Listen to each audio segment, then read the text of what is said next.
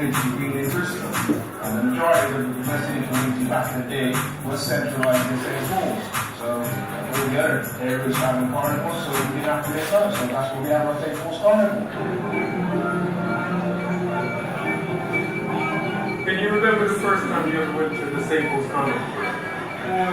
Way back to go around the pubs and so St Pauls Carnival Day, I just have to work with the day you get and then you enjoy it. So that was the income pub, was it? The income pub, that was the income pub. When I had that pub as the main pub in the place, I'm getting up 6 o'clock in the morning and not finishing until 6 o'clock the next day. So I never get none of the carnival, you see. So that's when carnival used to go right round. Right round to the early hours in the morning. So those are the days I remember. What does St Paul's Carnival mean to you?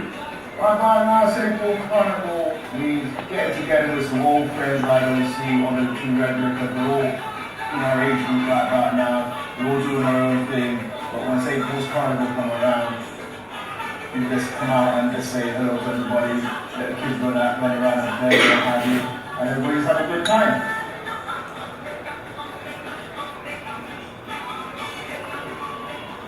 When St Paul's Festival come out, we go to our little spot on St Nick's Road.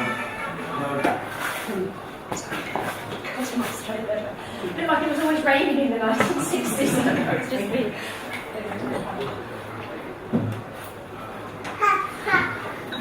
Yeah, okay. Good afternoon.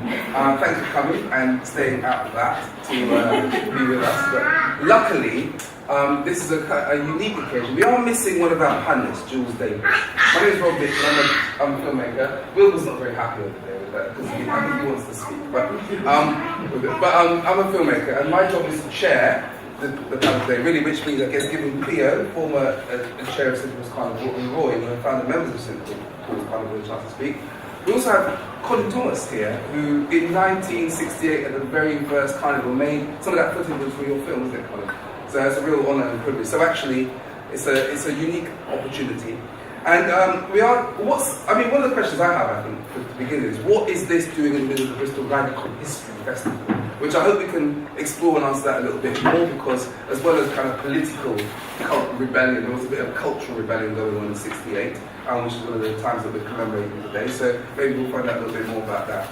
But if we could start, please, by Roy and Cleo introducing themselves and telling what your role was on Carnival to begin with. Then we can go start getting some conversation, and we'll get a chance also. I presume you have questions? You'll have questions? I'm sure someone will write, so we'll get a chance to play with those as well. So, Roy, would you like to begin saying what your role is in relation to this festival? Well, I'm talking for a lot of people, not just for myself, because it took quite a lot of people to come up with the decision in 1968. But the decision we made was to thank the people of St. Paul, especially Corona Road, because when we were forced to live there in the late 50s and early 60s, they didn't want us. But after a while, they're beginning to realize that we are just human. We have the same instinct as them. And we said, what can we do to thank them? We can't pay them, we haven't got money. So we came up with an idea. In Jamaica, where I'm from, you have for Christmas, from Christmas Eve to the 1st of January, we have what we call Jankunum, masquerade. And it goes on for 7 days. And they go to every parish. We had 14 parishes. And they started with one parish and they go right around until all parishes have seen them. Now in this case, with the St. Paul's Festival, and I'm holding up something that you can see, and that gentleman can bear me witness. This is the St. Paul's Festival first handbill. It is not the regular size, it's about that out here, because it was made on stencil. There was no micro photocopy or anything like a printer. So we made it with stencil. A bloke from Cornwall done it for us free, he done it. And I have it photocopied, this is half of it. But that was like for 14 days. When you look at the back, we involved every school, all the churches, the pubs. We didn't even go as far as get. Well, I want to do it as usual. Yes, like I said, is a thank you to people. And the reason why we were actually forced out of it by some people is because they want us to charge the people in Grosvenor Road who send the little things in their door. They pay the rates, they pay the light bill, they pay everything. But I want we should charge them to establish it. And we said no. And they said there's money in it. I said we're not here for money, we're here to thank them. But forget about it now. I'm glad the carnival took over and it was successful to start. But Sorry to interrupt you. What was you say we before? Sorry, Jules. What was the context like in '68? How many Jamaicans, Caribbean people? How were you there? How old were you in '68? How long have you been here? Who else was around you? Where were we? Context. What was the context like in '68? well, I'm not a Bristolian as such because I came to London, Liverpool, Wolverhampton, When? Somerset. I came here in 1952 and I lived in Liverpool, Toxteth. Somebody shaking their hand. Up on Parliament Street. There's another up on Parliament Street. Yes, Liverpool 8. I spent a little time there.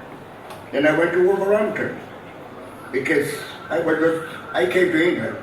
I don't know anybody, but I was wanting to see England. I went to the nearest place to it, which I could get to. I went to Liverpool.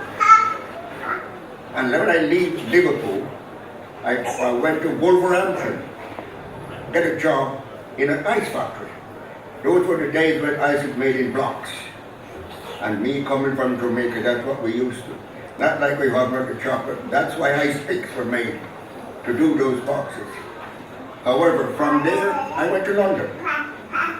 I stayed in the very posh part of it, Notting Hill, off Ladbroke Grove, Cambridge Garden, where all the houses in the street there it was 4-story and 8-bedroom.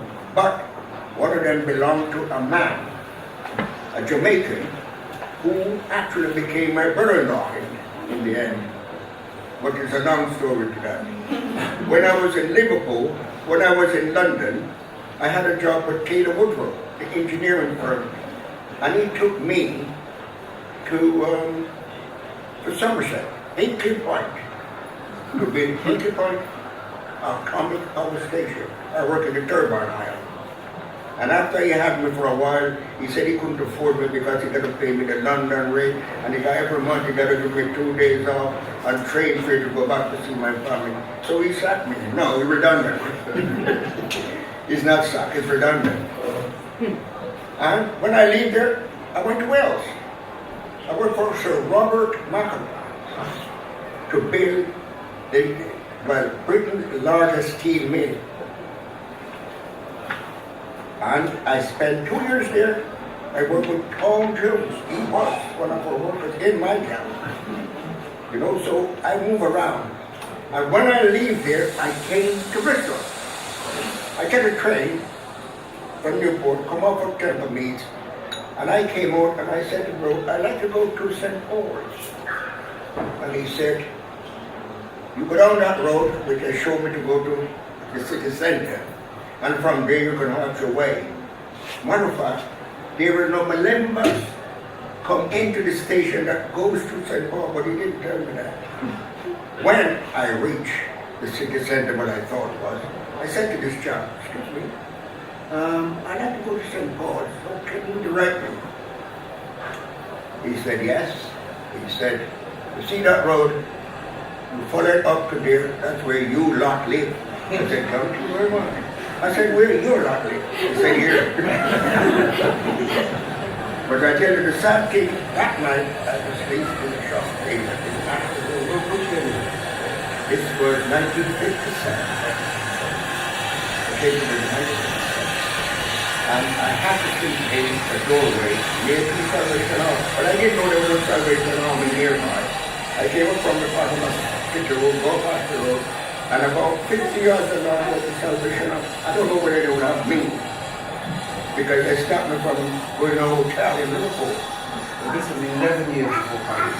All Yes. this 11 years. Yes. So Yes. your first night at Bristol was homeless. You were on the street. Yes, well, only for one night. Okay, for one night you were on the street. Yes. And then So between 1957 and 19, what was it that led to 1968 is one. Yeah, what was led to the formation of that? What was it just before 68 when this started? What was it? What was the community like then? Even The though community you were was here. very outraged against us, black people living in the area. As a matter of fact, I tell you what used to happen. We're forced to live in St. Paul. But the thing about it is, telling you about the night I slept in the doorway. So a young chap come up and he said, "Old man," I was under 30 years old. "What are you doing here?" I said, "What does it look like?" And he walked away, and do you know, he came up with a coat, old coat, and gave it to me. And up to now, I didn't get his name to thank him, because it was cold. It was really cold. And I said, "Well, I am damned." The following morning, I got up walking along the street, trying to find somewhere that I could ask for a room. And they were all, no dogs, no Pakis, no Irish, and no darkies, colored they used to call it, no colored. And they go on about 4 or 5 houses. And the one that didn't have any sign on it, I knocked the door, and the young lady came out, she didn't say anything, she just slammed it in my face. But an Asian chap come along, and I said, "Excuse me, you live here?" "Yes." He said, "I'm trying to get a room." I said, "Okay, me too." And he said, "You want money?" I said, "How much?" He said, "Something like 5 shillings for the room." But that room, by the way, occupied by at least 3 or 4 of us, men. There was no black woman about those days. Men came first, then they sent for the lady or the wife or whatever, years after. And yes, he said, "Yes, come with me." And he took me to Lower Ashton Road. I can't forget the number. 114 Lower Ashton Road. That's where the big roundabout is built now. That's where the house was. They knock it down to build M32. And that's what I did. But apart from that, I keep working around.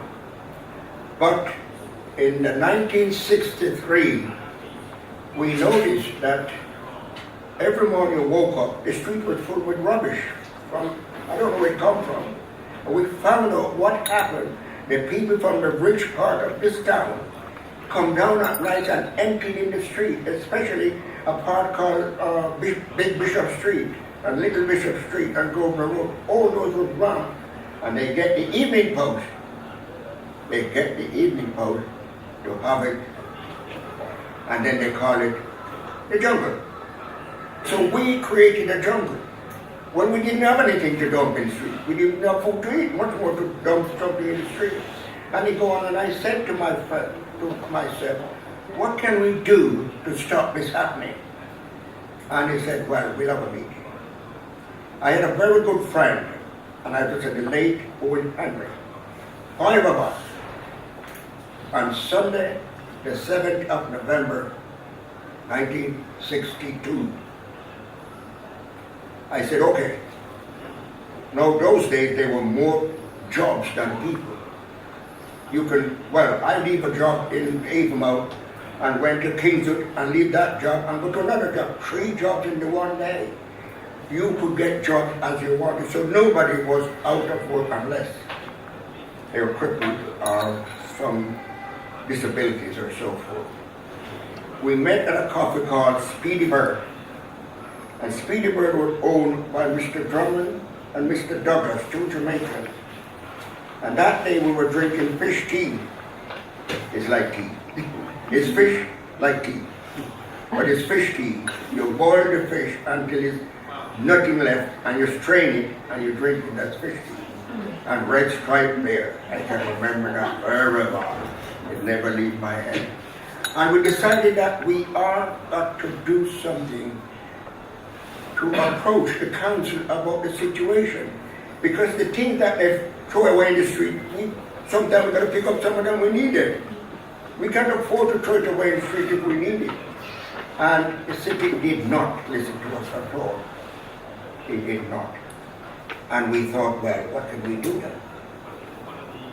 We said, well, one thing that we can do is catch the bull by the horn. He said, we have to do something that maybe the slaves did when they want to rebel against slave owners. Create a scene. And the scene was, we decided to stop our buses coming to the city center. And we decided that on that day, that whatever happened, we are going to stop the buses. But it didn't happen. Because in '63, Guy Bailey, 18-year-old Jamaican, came here, and it was in the evening post that they cannot get people enough, drivers or conductors. Those days, buses were conducted and driven, and to conductors or drivers. And Guy Bailey applied for a job. And where the bus station is, or the coach station is now, is part of the council, well, not the council, but the bus depot. And I think Paul Stevenson was in the same group as Guy Bailey, and he urged Paul. He urged him to apply for the job. I wonder, whatever they told me, I believe Paul had phoned in to ask about a job vacancy. And he was told, yes. And he said, how do we get there? Tell him what must have come, where to come out to do it. And he sent Guy Bailey. When Guy Bailey went in, there was one person at the front desk, a lady. And he said, I come about the vacancy. He said, well, Guy Bailey ring, but he's not here. He said, I am Guy Bailey. That tells me that the person who ran through to her about the job was not the person's voice she heard when Guy Bailey approached. That's what my idea anyhow. However, she didn't answer Guy. She turned her back to Guy and shouted to somebody next and said, boss, Guy Bailey's here, but he's black. That was 1963. And he said, without even seeing Guy, tell him the job is gone. And it is what started us. We had something now that we can build on. We are going to do this, we're going to stop the buses going in there, stop everyone in the city center, and at the same time, we're going to do a lot of different things. Okay, so can I just see if I can summarize this a second as well, because I'm conscious of time as well. But so what I'm getting a sense of is that obviously there's a lot of hostility to West Indians coming in to buy the time Bristol in the 60s. And so with Owen Henry and some others, you started to organise. Yes. In direct response to what's happened in the neighbourhood, Yes. the state of it, etc. But so the bus boycott 63 is maybe the start of something, but then it led on to, by 1968 you were kind of a group, but you've got 5 years of organising. We so felt that way, okay. where did, in 68, Yeah. what led to the actual festival then? What did that? Like I said before, this was made to thank the people, especially Grosvenor Road, but St Paul's in general. The first one was for St Paul, St Werburgh, and Mount Pelican. That's one of the places that was nearest to us. And they helped us to do that. We said that we got to make a thank you movement to thank the people openly. Why did you feel the need to thank you? What shifted? The thing about it is, like I said, when we went there first, they did not want us there. And after we went there for a while, I wasn't there before. Most of the people that I met here were living in St. Paul before I came here in 57. But they never made no headway. Lots of them were arrested for playing the little guitar or whatever in the house, called the police. Old Henry was arrested twice for playing his guitar in his room. One room in the basement. But the thing about it is, that could happen in those days because there was no rule about regulation or whatever, in my opinion. And we said, well, we are going to thank the people because in 1967, go on and so forth, they're beginning to realize that we are human. And most of us said, we're here to stay. So we better get used to it. And apart from that, our school, our children go to the same school as they become friends. And we start talking, our neighbors start talking to us, who they never done before. If I come up my front door, and that lady would come up that one, she's somewhere going to go back in. If we're in the backyard doing something, they come on, they get back in. But they're beginning to talk to us as if we were human. And we feel good about it. And we said, what can we do to thank you? And like I said before, in Jamaica we have, I said, we make a Jankuno. I said, no, that don't suit us, that is a Jamaican thing. And he said, we do a masquerade. He said, no, that don't suit them either. And we decided on the festival, the name festival. And this, well, this is the first handbill. But it was about that long, man. I got it down to this. It was also, can I just, before we bring probably Cleo in, and Jules is the future, so he probably, and the present, so he actually, if you don't get to Jules today, you're all right. But because you say that, we're talking about communities of West Indians, with Asians, but also Irish and lots of other communities there, isn't there? And we think about in 1991 the film said it became Afrikan-Caribbean Carnival, but it wasn't always the case, was it? The start wasn't so West Indian, was it? Or was that? Well, we didn't use the name West Indian anymore. What we used is St Pauls Festival. And we put the names on there, St Paul, Mount Pilot, and St Werber. We put the name, we did not use our name because even our association, they said to put Jamaican, I said no name of anything. We're West Indian, put West Indian parents and friends. This is what our first association. This is the organising. This is the organization that did this thing. In 63. Yes, yeah. And it's also the same organization that get the bus people to get black people on the buses. We did not use our name, Jamaican, Barbados. I said, no, we don't want to tell them who we are. Because as I say, Jamaican is black. The same Barbados is black.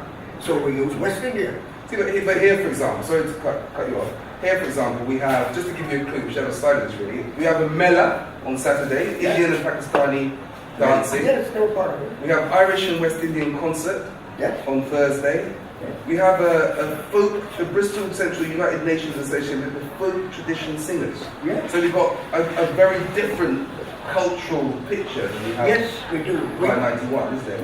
We want to involve everybody. I don't care who they are. If they're willing to do, we'll accept them.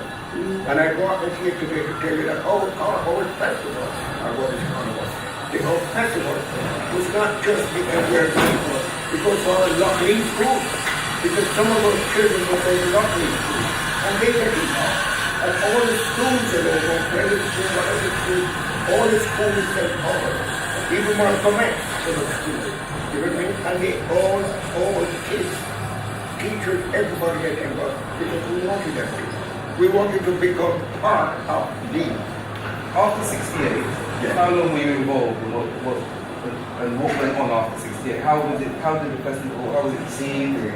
And how long did it become before it became a tradition? And how long were you involved with that? It becomes an issue because A tradition? How long before it became a tradition? Okay, that's just be a one-off thing. Let's do this every year. Are you conscious of that journey? yes, we did want to do it every year. We were stopped in our tracks by the people who want to create a carnival. And I tell you one of the things which is very disgusting. We used to end the carnival, the festival in Portland Square. But the council said there's an old place and lots of kids running around. We better get somewhere enclosed so that the kids don't put themselves in danger. And we went to covered schools, which have a fence about 1,500 feet high, right around onto the M32. And we started to end the festival there. And there were people who I thought wouldn't have said it to us. They said, we don't want you to end the festival here. Because when we're selling our drugs or smoking our drugs on the police, we can't, it's on the one way in and the same way out. And we said, we didn't create it for that. We created it to please the people of St. Paul. And Coppard School is part of it, in the park in it as well. And they carry on till they even threaten the Owen Henry. They threaten Owen Henry if you don't. What will happen to us? So we held a very urgent meeting. We decided that we did not bring this idea to what it is until we actually involved most of the people around. And they accepted that we could do the festival. Now, we are told by other people that if we don't. And I said, oh, are we going to tell them that they enforce us out? And I said, well, we're not going to tell them, they'll see what happens. And when Henry and I, and the group, and our group decided we are going to have it, the last time, I think it was 1971, we said, we will not have any more of the festival, the St Pauls Festival, because it is putting our life in danger, and maybe our children, maybe our wives, our homes. And I said, well, we're going to stop it. Okay, in 71. In 71. Okay. Let me stop you there, please. I know we could. I think there's a book research to be done if anybody has any skills there. And then we'll put Cleo-ing, and then maybe we'll see where the gaps are within that. It's Cleo-ing. Could you introduce yourself and tell us how you got involved with St Pauls Carnival? Right, well, trying to keep the story here, if I can go here. I'll try and keep it relatively short. First of all, I went to East England Primary School, so just as what I was saying, many of the schools got involved. So that was the days, actually, in the 80s, early 80s, when the procession was going into Eastern as well. We kind of pick it up there and then go over to St Pauls. In the 80s, my father also had a restaurant in St Pauls, Jamaican good food. So it was always heaving with people, and me and my sister would toddle in and go in just to really collect more money to go and spend on whatever. It was usually swing boat rides and things where you go like that and try not to let the metal touch. And then it buzzes. That was our highlight, really. And yeah, it was always a very important event for everyone in the community. I would say back in the 80s it was more of a African heritage event, so very much Caribbean led. And it was something that everyone looked forward to months in advance. So, you think about what you're going to wear, your costume, your outfit, as well as your costume for your school parade and all the rest of it.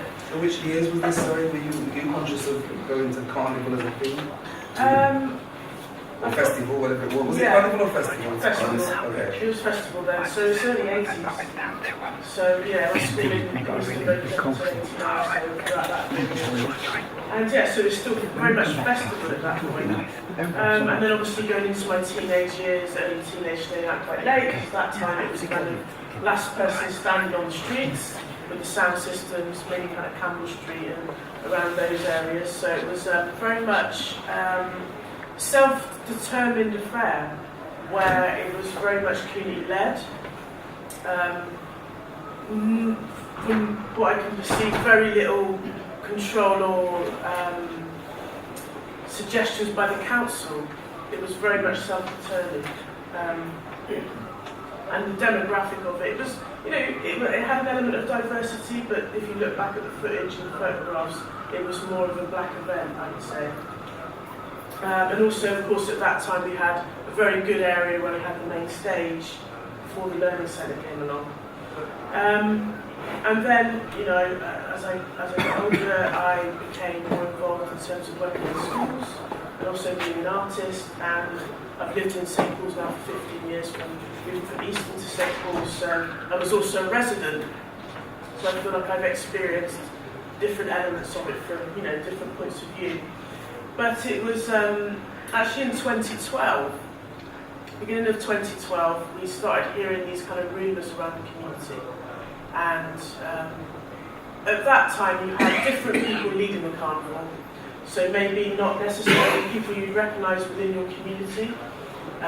Different faces, different ideas, a different direction. Because I think probably early 2000s was more of a contrived move to make this a bigger event, more of a spectacle, slightly more commercial, and certainly more in line with the view of carnival, if you think of the notion of it from maybe a kind of Brazilian or Trinidadian point of view. So very much more carnival, as opposed to what it became after Roy's period, more of a sound system kind of affair, really. So around this time, there was a lot of propaganda that went out.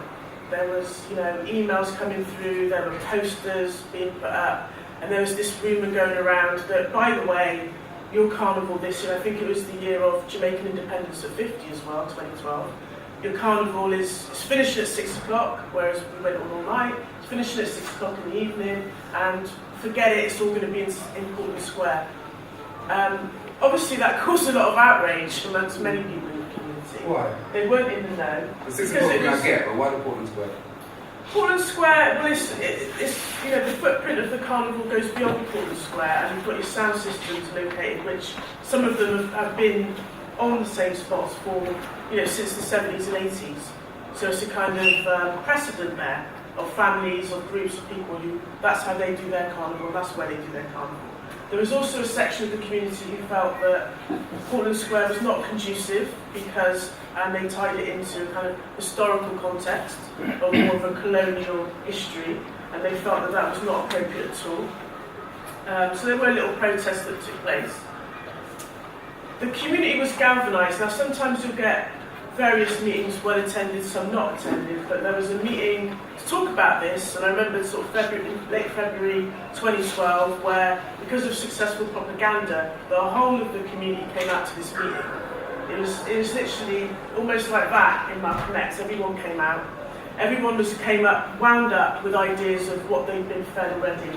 So they weren't really willing to listen to the organisers in terms of pitching why these changes, if they were happening, why they had to happen. So it was quite a notorious meeting actually that really pulled at the heartstrings of people, because what you started to understand was that carnival was an integral part of identity of what it meant to be of African heritage in Bristol, and to feel that you no longer had a control or a say in that, and that it was going to be taken away from you, really kind of got people outraged. And from that, there was a group of us who started to do a lot of activism. Then we got children out saying no to Portland Square, that kind of thing. The momentum continued. It was difficult because, again, for me as an activist, I was thinking, right, I'm going to go and talk to this elder, that person. I think me and someone else saw Roy driving past on Minor Road and ran into the middle of the road, stopped the car, tried to get his point of view. And it was difficult because there was no... We didn't have a council of elders, for example, which other communities might have, where you can go there and they'll tell you this, that, and the other, and this is what you're going to do. So it was a challenge to bring different voices and different ideas about what we need to do going forward. Can I just ask you? You said you're an activist. Now, is it? Absolutely. And I feel like an elder now too. So, Lord Mayor, soon to be, and councillor. In fact, this is the point really. To what extent did Carnival give you a platform to organise and become an activist? To what degree? I think it was a huge platform, a huge learning curve. Whilst I'd been, low-level activism all my life really, so my mum would take me on various marches as a child, whether it was get Barclays Bank out of town, do St Pauls in the 80s. I was used to that kind of thing. But this was the first time I just went along as a community member. I remember my son was in a pushchair, and my daughter was about this high. We just went along to see what was happening, and got massively emotionally involved. I couldn't have predicted that would have happened. I had no idea that I would go on to organise meetings after that and get the community around the table to think about what we can do. So in a sense, it was trying to take back not just ownership of the carnival, but wider issues as well, from a political angle. And it was tiring, it was difficult, but we kept going. And in the end, I managed to get myself. There was a big rift between sections of the community and the people organising the carnival, but I managed to keep working, and I did get elected to join the board in September 2012. So from there I tried to get on board, see what was going on from the inside, and there were other people from the community on the board, some of them more recently there, but it felt like there was an element of not really having eyes over everything that was happening. And certainly when I came and other people joined and got involved, it was kind of like, well, hang on a minute, why are all the jobs being outsourced to people outside of the community? Where is the economic benefit, apart from people selling a few things on the day? Where are we in this? And it felt like there needs to be a lot of change to actually bring it back to the benefit of the community. To an extent in terms of content as well. Okay, sorry, I'm sure I know you're not listening. You are Bristol City Council now. Bristol City Council, well, council, yeah. What does that look like now? What does the carnival look like, or festival? What does it look like from where you sit now? That's a bit of a gap, really, because a bit of a jump. Because from then joining the board and then being elected as chair, and trying to instigate some changes. We had some successes but some challenges. When we came down towards 2014-2015, the management and the event managers, because again, it wasn't something that was organised by the people themselves anymore. There was a history of it going to event managers who, a bit hit and miss at times, were able to put the infrastructure in and tick the box in terms of certain health and safety elements, but didn't really know the community well. So there was some kind of culture clash, if you like. But the bottom line was, both that kind of safety element and planning, and apart from the artistic bit, and you can set up the sound system here, that was not part of the community anymore. That was long gone, which some people didn't really understand.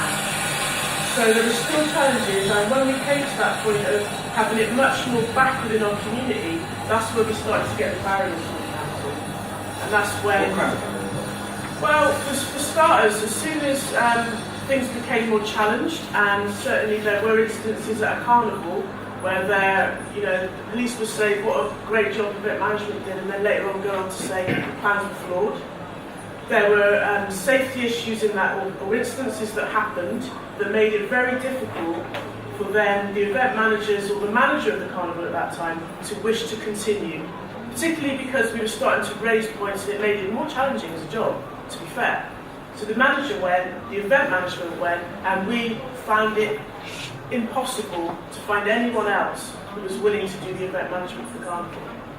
Okay, can I stop you there, please? Because we were supposed to stop about 20 past, right?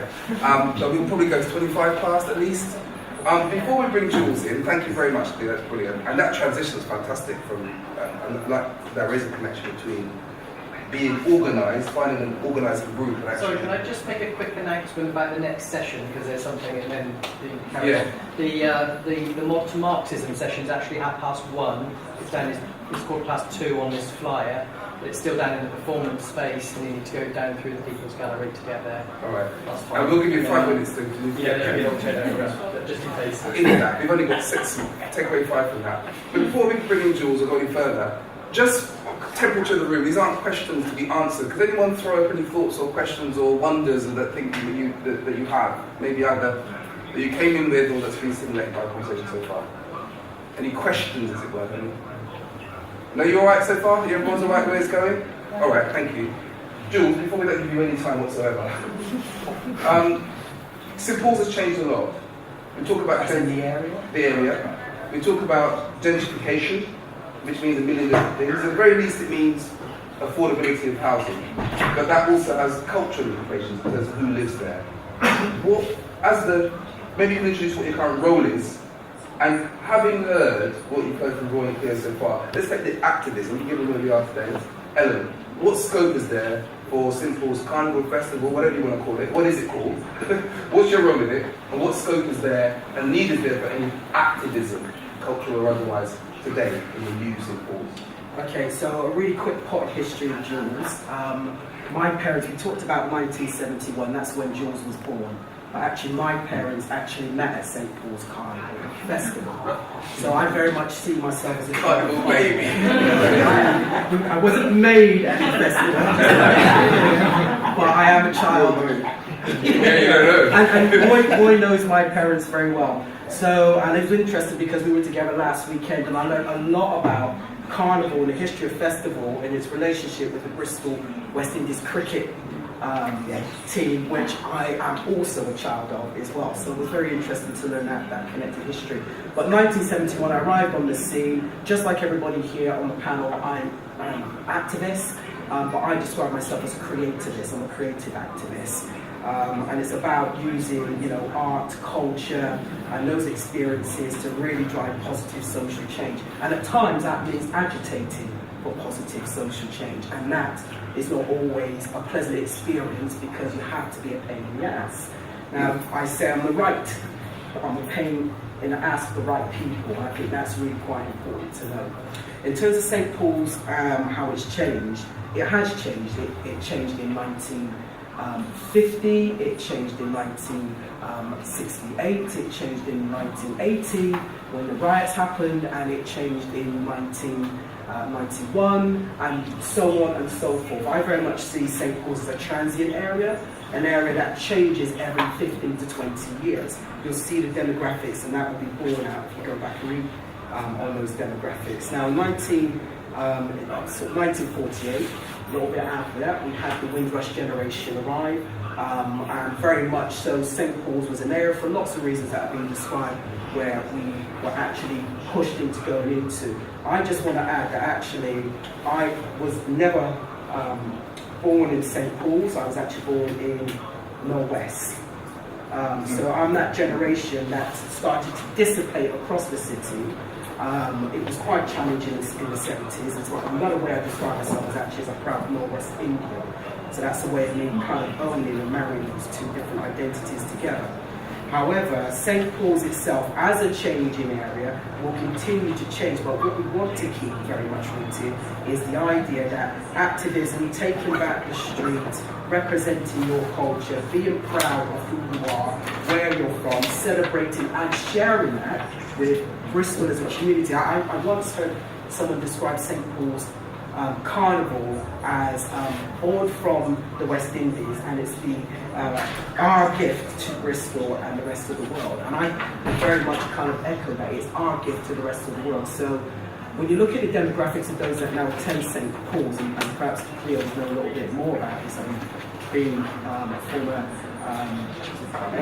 chief chair, general manager, but in terms of research that you would have done on it, the demographics are probably leaning more towards white people attending than black people attending. So we have to recognise in terms of who is turning up to enjoy this culture. I mean, it's maybe about 40% black PNE. But the attendance is almost less important, isn't it? I don't think.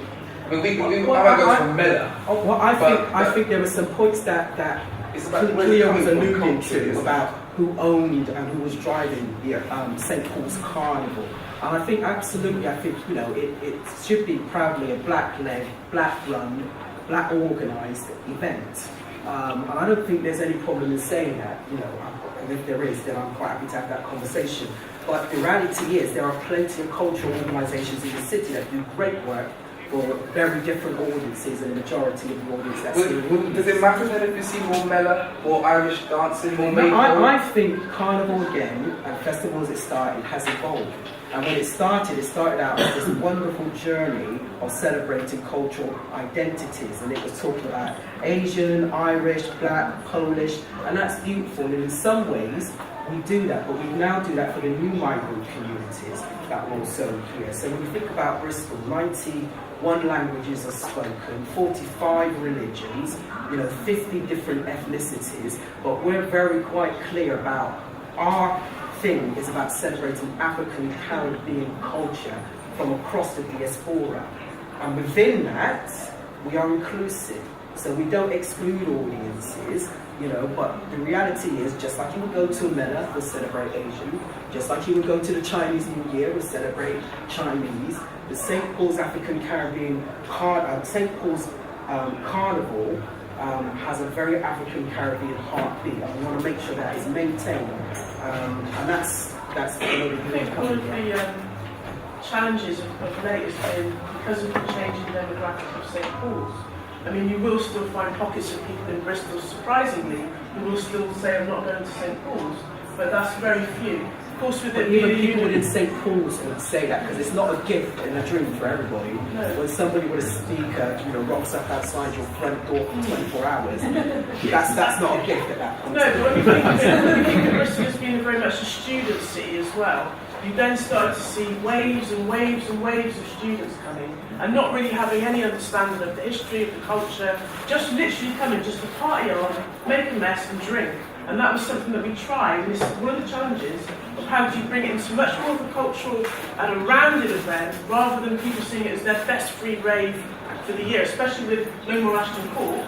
And Cleo's absolutely right. It remains a challenge, but what we're now looking to do is, after 50 years of celebrating Carnival on the streets of St Paul's, we are absolutely looking in many senses to return back to the essence of what it stands for.